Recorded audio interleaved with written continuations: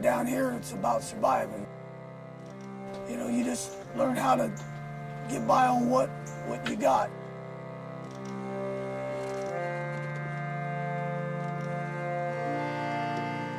Years ago, I didn't have God. I relied on me. Nobody took care of me. I took care of myself my whole life.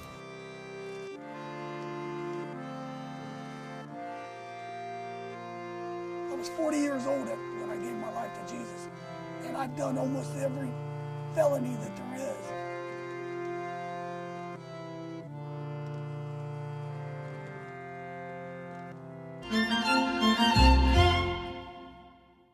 I had a step-grandmother when I was growing up that told me about Jesus. There wasn't a lot of Jesus in my life growing up. My mother or father, neither one was Christians.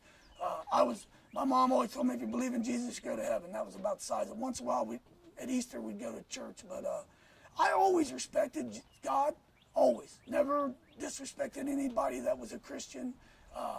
But when you got to understand, when I would get on the cocaine and the alcohol, if I had business to take care of, I didn't care who you was or what you was, you know, because I was blind. And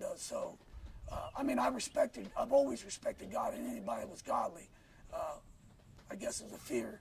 But when I was on the alcohol and the drugs, I had no fear. I was under Satan's spell, you know. I knew I couldn't live it. I didn't think I could live that lifestyle. You know, I thought that I'd done too much wrong and that it just, you know, I tried it and I couldn't do it. I couldn't live up to it.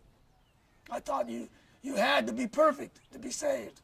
We was at what they call a Chillicothe bike rodeo, and I had me and my wife was there, and she was struggling with alcohol, and I was struggling with cocaine and alcohol, and we ended up in a camper behind my dad's house.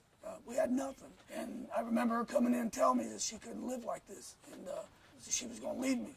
And I remember that was the first time that I'd actually turned to God, and I remember saying, God, if you're real, get me out of this so I don't lose my wife. You know, I left my club, I gave up everything for her, and I don't want to lose her. 6 months later, I woke up and I had everything back. I had a house, I had a new car. We'd lost everything, and I had everything back. And I remember walking up the stairs in my new house and going, man, how'd I do this? I had all my band equipment back, and you know, and that's when I heard God's voice for the first time. You didn't do this. Remember what you asked me? And he said, now I've done my part, and I am real. And your whole life I've been there for you. My life's a miracle. Truly, every day, from the day I was born, you know, it's a miracle I'm still here. It's a miracle I'm 51 years old and I'm still walking this earth. It's a miracle that I'm saved. It's a miracle that I found the Lord. It's a miracle that I got a wife that I've had since I was 16 years old and she was 14. Just a miracle. Everything's a miracle. I guess the biggest miracle in my life was the fact that all these things that I have went through in my past that was bad and wrong was a miracle, because if it wasn't for that, I couldn't go out and do the ministry I do today, to walk in people's shoes that most Christians couldn't say it. I know how you feel. When I go talk to somebody that's been raped, I've been raped. I know what they feel. If I go to talk to somebody that's went out and beat somebody's face in, you know, to make $1, I know how that guy feels. I know what it feels like to be strung out on dope. I know what it feels like to use and abuse your wife. I know what it feels like to be poor. I know what it feels like to be rich.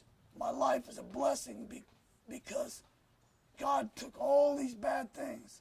You know, my favorite verse in the Bible, count it all joy, my brother, when you go through various trials. Through these trials, you will gain patience, knowledge, will. My life has been a living hell, but one great big miracle, because through this miracle, I'm able to go save the lost, the sick, and the poor through Jesus Christ.